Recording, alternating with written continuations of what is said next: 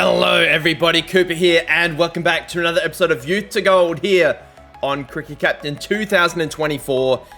Hope you're all doing very well today. It is the second episode of Season 2, and we've got some more County Championship action in today's video. The fixtures that we will be going over, if we have a quick look, is, if you didn't watch the last episode, we played our first two County Championship fixtures in Division 1. This episode, we're going to be covering our next three. We've got Hampshire at home, Essex away, and then Durham at home. If we look at the table, we can see that Hampshire are currently dead last. They just survived relegation last season. Bear in mind, they are dead last and they haven't played the full amount of games yet.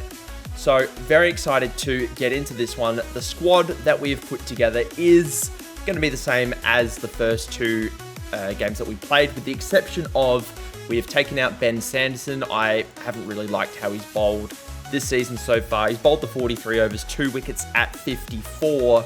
So I've decided to bring in good old, if I can remember his first name, James Minto, player we picked up in the off-season, 17-year-old left armour.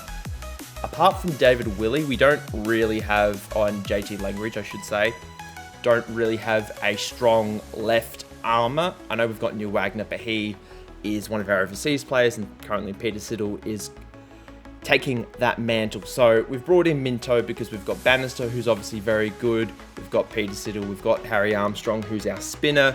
I thought we should get a left arm pacer in, and he's currently in very good bowling form by the looks of it. We're also going to be playing at home for the first game today. It's a Pacers wicket, a little bit of cloud coverage, so I'm hopeful that we can, if we bat first, if we can get more than 300, that will be great. But if we bowl first, hopefully we'll get to bowl them out relatively quickly and bat as soon as we can. We've won the toss, we will bat first. I'm very much looking forward to scoring some runs here today against this Hampshire side. This has been one of the great innings in first-class cricket history. I'm not just talking about our players, I'm talking about the entire team. We are going to declare now. We have reached the end of day 2. Chris Follett and David Willey have put on a partnership for the 5th wicket of 545. We'll declare, as I said, we are currently 5 for 751. Follett ends not out 336 to get our first triple century of the save file. And his first century of the season. He had a pretty lean start to the season, had a few half centuries, obviously he had a few not good starts, but that first class average is now pumped all the way up to 68.48. Last season it was just a touch under 50, or just over 57, obviously with that big not out. Obviously he's not played a huge amount of games, so I dare say he won't stay at 68. Rocky Flintoff also struggled again with getting off a decent total.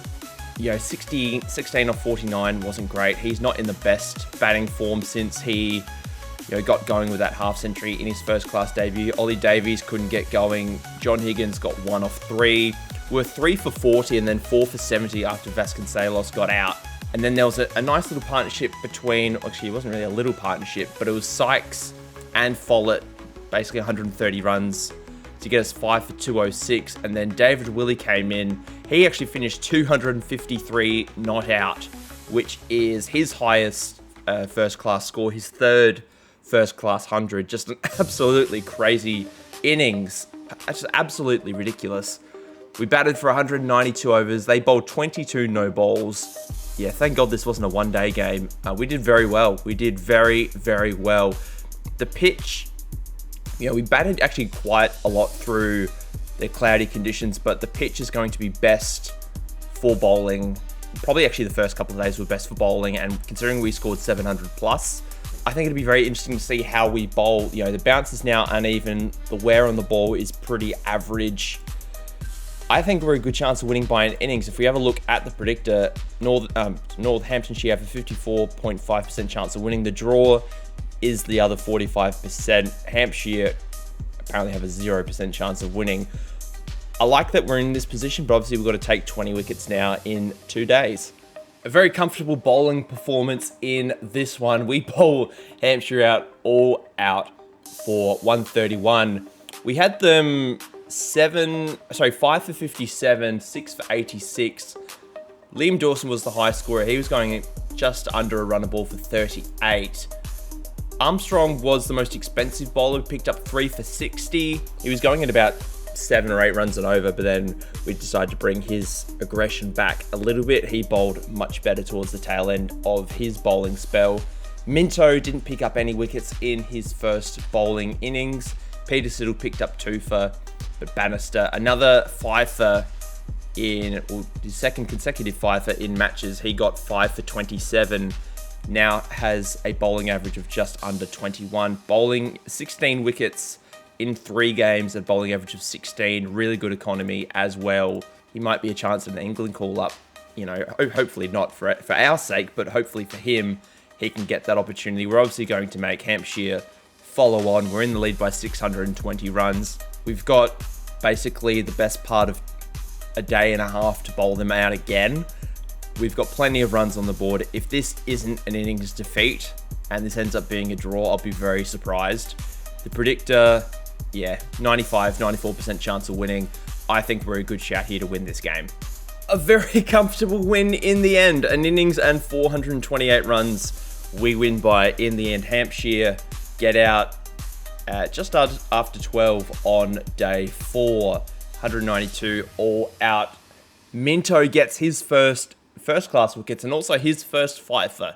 He bowled very well in the second innings, picked up 5 for 46. Bannister got 3 for 34.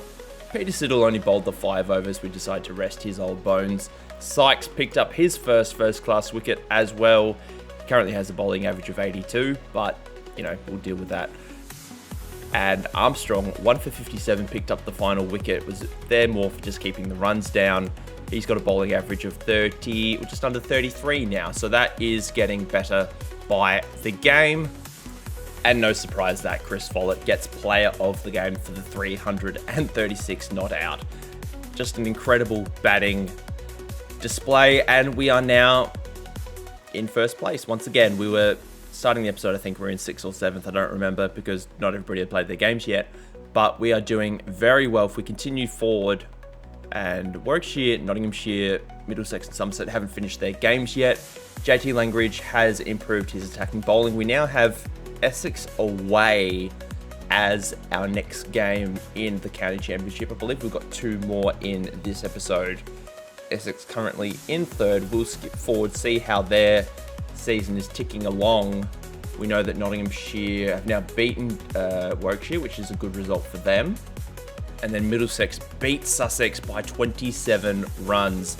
Blakemore, again, he's a youth prospect from last season, signed a 1-year contract for $60,000. He's currently averaging 82 in first class cricket. If he was under the age of 19, I probably would have signed him if he was available, but unfortunately he just wasn't. In terms of the team selection, I think I'll keep it pretty similar. There's nothing really to change after a performance like that, really, let's be honest. But Langridge is in good form, Martin's in good form in terms of our reserve bowlers. Wagner's struggling for whatever reason, not having a good run of things. In the second 11, Brownlow's still out for a couple of weeks, I think, with a broken finger. Sanderson, his form is picking up a little bit just because we got rid of some of those bad performances, but I think we'll just keep it as is for now. Conditions are looking very good for batting again, so this will be bat first if we can. If not, we'll bowl, obviously, but I wouldn't mind to get some runs out of Davies, Flintoff and Vasconcelos. Sykes is really there just as a flex option. Willie obviously had a great time with the bat last time. And then our bowlers have been exceptional this season. If we just have a look this season, Armstrong, 12. He's actually bowled the most overs, funnily enough, probably because we don't have another spinner. But 12 wickets at 32 has been pretty good for a first-year player. Minto's only played the 1 game. Siddle, 9 wickets at 22 is very good. But Bannister, 19 wickets at 15 has been exceptional. And then obviously with the bat, Sykes averaging 37, yet to get 100, only just got a half century in that last game, so he's struggling a little bit. Vasconcelos averaging 30, which is about his career average. Davies and Higgins around the career averages as well. Flintoff, I would like to get some more runs out of him if possible, but he's really, is he still 16? No, he's 17 now. So hopefully this will be the game that Flintoff can get some runs. Let's get into it. We'll call heads on the toss. We've won the toss, thankfully. We'll bat first. Very clearly we will bat first. And hopefully this will be the day that Rocky Flintoff can get some runs. 342 is not a bad score at all.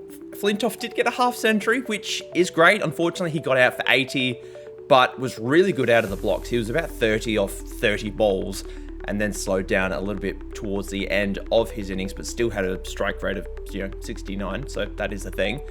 But a lot of really good starts in the middle order, and even Follett had a good start, but nobody could just kick on and get that innings to go. Siddle and Bannister even scored, some okay runs. Only had the one batsman in single digits, which was Armstrong, which, he's probably our worst bat, I would comfortably say. He scored 10 runs in 4 innings, so that's a thing. Minto only batted for the first time today, and he got 12 not out, so that's a good thing for him. But I'm pretty happy with how we went on this pitch. If we have a look at Essex's predicted first innings score, 382 is high. Obviously still a very good wicket for batting on, so if we can keep them under 350 or even under our score so we can maintain the lead going into the second innings, that would be ideal. But who knows? Who knows exactly how this is going to play out. Jordan Cox, I reckon he had about 5 or 6 catches in our innings. If we can have a look at, Cox, 1, 2, 3, 4, 5, 5 catches in our innings, which was just absolutely incredible. But if we can keep them under 342, that would be great. If not, they're a quality side. They finished, I think, 3rd last year, so we'll just see how it plays out. All out for 307, basically what I asked for. Armstrong was the best of the bowlers for me. Picked up 4 for 75, which would be actually career best figures for him, which was really, really good. Follett chipped in with a wicket.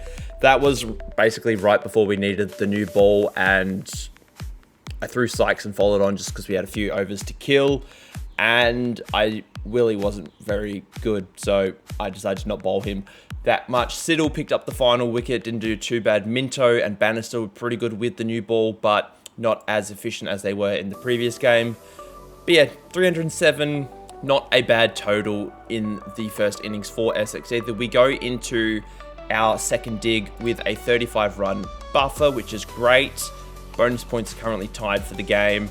And it just occurred to me, they've actually got a very good team. They've got Dean Elgar, who's very good, obviously former South African captain. Does he count as an overseas player? I don't actually know if he does. But they've got Bavuma, who is one of their overseas players. They've also got Paul Walter, big boy Paul, who plays in the Big Bash. And they've got Simon Harmer, who is another one of he's their other overseas player. But a lot of international quality talent, and then Sam Cook has just got an excellent record at first class cricket. So a very good side, as we've got obviously a bunch of youngsters, but hopefully we can go out and not do too bad. I just bumped the mic again. Done that a couple of episodes in a row. What's the predictor say? 270-ish, 272. So plus 37, that makes us defending 307. That's not too bad, but obviously we'd like a little bit better than that. This will be probably, we might take this innings a bit more Bazball-y, dare I say, because just almost the end of the first session on day 3, so we obviously don't want to bat too long into day 4. So we obviously want to get a few runs on the board quickly, see how we go, and then obviously bowl them out relatively cheaply. Or we could just, all out for 192 and not bat very well whatsoever. Bannister was our best bat. He made 41 of 63, 5 fours in it, 65 strike rate. As we know, he is very, very good. Already has a couple of half centuries to his name in first class cricket. Peter Siddle again with the bat, not too bad. Picked up 20 in the last innings, got it again here today. Sykes got 38, Higgins 34, but we probably went too aggressive too early with Follett and Flintoff. So a lesson to be learned there. It's currently a little overcast in sort of the back end of day 3, so hopefully we can take a couple of wickets early.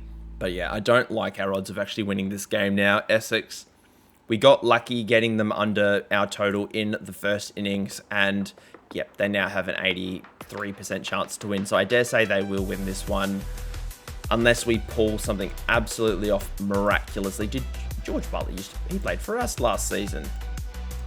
Yes, he did, and he did not do very well for us last season. So I forgot to mention he was in the team. So yeah, it's pretty good bowling in terms of the bounce in the wicket. Spin, I'm surprised that Armstrong took as many wickets as he did in the first innings, just considering the pitch, but you never know how it's going to play out on the final sort of innings and final day of a match. So let's see how we go, and hopefully we won't get embarrassed too much. Unfortunately, just too big a hill for us to climb in this one. Bannister picked up 4. I mean, that was good. Minto got a wicket as well. But yeah, Bartlett, the revenge game, 71 off 91, smacked Peter Siddle for 14 off the final 4 balls to get it done. Peter Siddle was not very good in this one. Armstrong was really economical, which was great. So getting that career economy down. Minto wasn't too bad, but 4 and over basically off 16 overs is a little costly. And Bannister, 4 for 84 of 22, a little more expensive than we would expect from him. But he is closing in on 50 career wickets already in the county championship. Bartlett gets man of the match for his 71. What did he get in the first inning? He's got 34. But yeah, disappointing performance considering how good we were in the last game. Essex now in top spot. We've dropped down to second, which, you know, for a newly promoted team is by no means a bad spot to be. But very happy with where we're at right now. We've got one more game to play this episode. I can't remember who it was against. It was against Durham at home. So at least it's a home fixture. That is something that I can take comfort in. We've got training. Who is unavailable for training? I'm assuming it would have been Brownlow who got injured. That would have been what it was. Let's give Foyle some training. He's already very aggressive with the bat. We would just get him some OD accumulators. 1 day accumulator would be a good spot. Actually, no, let's give it to Minto. I changed my mind. Sorry, Foyle. Minto can be bowling technique, aggressive bowling. That will be that. And now Ollie Davies is out for 4 days, which is a thing. I don't know what he has. He's bruised for 2 days now. Okay, so Wags, I guess I don't really need another bowler is the only thing. Oh, we can bring Shanaka in. Love me a bit of Shanaka. So he's very aggressive. Bats at 6 though. Can we might move Vasconcelos to 3. We'll bat Shanaka at 5. It's only going to be for the 1 game, so it's not too bad. Davies, unfortunately, can sit out this one. He's actually not had a good run in the last couple of games, so it actually wouldn't hurt to change things up a little bit. But we will leave this lineup as is. Shanaka's not in good form. Oh, he's not in good form whatsoever. But yeah, I'm pretty happy with everything else as it stands. Sids isn't doing too bad. Wags he had a good game last time out. So we might, how's the season stats going for Peter Siddle? 10 wickets at 28 is not terrible. We will leave it as is for now. I think we'll not overthink it. We've got Durham at home, which is going to be a tough contest because they are quite good, but we'll see how we go. Conditions looks pretty good for a standard home game. We'll call heads on the toss. We've been put into bowl, unfortunately. Predictor doesn't like us. 359 predicted score for Durham, and they've got a 90% chance of winning, apparently.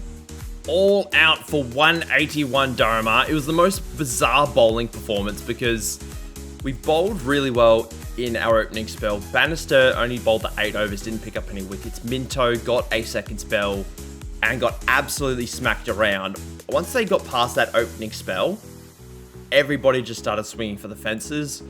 Armstrong picked up 7 for 60. That was weird considering the pitch isn't a spinning wicket. It's actually quite bouncy. First fifer in first class cricket. Really, really good bowling performance by him. Siddle, I decided to bring him on as the 5th bowler instead of the 3rd. Tried David Willey out. He was going at 4 and over. Wasn't very good. Minto going at 4.6 and over was a little weird, but he picked up 2 for his career record, looking pretty good so far as well. Nobody got a half century for Durham, which, considering they're a pretty good batting side, looking at the talent they have, I was very, very impressed with how he bowled. The predictor likes us a little bit better now, considering how he bowled in the first innings. Not a great deal better. Durham still have a 68.5% chance of winning, but we'll make do with what we have. I'll take 417 all out. We were doing really, really well. David Willey got his second 100 of the season. Batted really well with Shanaka for, I think it was the 6th wicket partnership. It was just over 120 runs. Did a very good job. And he did a very good job with the tail as well. Flintoff again got out in the 80s, which was really disappointing. He batted so well between when we bowled Durham out, and then he was 86 not out at the stumps on day 1. And then he got out in the first over of day 2. It was so disappointing. But yeah, he's not going to get a century in this episode, unfortunately, because this is the final game of the episode. Shanaka, in his first game for Northamptonshire, picked up a 75, which wasn't too bad. He's played a bit of cricket. He's done well. Vasconcelos and Higgins didn't do too bad either, getting into the 40s. Follett, another failure after that big triple century at the start of the episode. Yeah, he's either this, not so much last season, but this season he's been very much hit or miss. If we have a look at his current scores or the current sort of season outlook, he's got 100, which is obviously the big one, and then 2 50s, which if you take into consideration what that 100 was a triple century, and let's just say those 2 50s were, 50 apiece, that's 430 runs, and he's only scored 558 for the season. So it's not been great from him, but hopefully that is not a sign of things to come. Hopefully he can sort of, even things out towards the back end of the season. Most importantly though, we have a lead of 236 runs, and now finally the predictor likes us. Apparently they're going to get 354 this innings. Durham have a 27% chance of winning. This pitch is getting more and more bowling friendly by the minute, and I think obviously if we bowl them out by under 236, we win by an innings, but if we can get them, what was the predictor saying? 355, get them in around the 300 range, we only have to chase down 70. So that would be ideal, but I'm relatively optimistic that we can do better than that. All out for 286. We only have to chase down 50, which is great. Mark would finish 82 not out, the poor bugger. That's his 8th career half century. We got Van Tonder from South Africa. We got him out for 97. We had them in a really precarious spot at 6 for 150, and then final wicket partnership of 40 was really disappointing, but we were all over this game. Armstrong took 2 for 86. We bowled him for ages, trying to get him that 10 wicket game. Couldn't get it done. Minto was really good, 458. Bannister, 2 for 54. Peter Siddle wasn't too bad. David Willey bowled a couple of changeovers. Sykes picked up a 2nd wicket. Only the career bowling average of 58 now, which is still terrible, but, it's not his main duty, I suppose. But we need 51 to win. I like our odds. I dare say this won't take too long. We only lose 1 wicket getting there. Flintoff was the unlucky one, unfortunately, got out for 10. Follett, 24 not out, and Vasconcelos, 16 not out in a very comfortable 9-wicket win in the end. Armstrong is the player of the game for his 9-wicket haul, and I'm very curious to see where this places us. Does this put us in top spot? Because Nottinghamshire actually drew with Essex, which is funny. Well, it's not really funny, but, be interesting to see how it affects us, really, to be honest.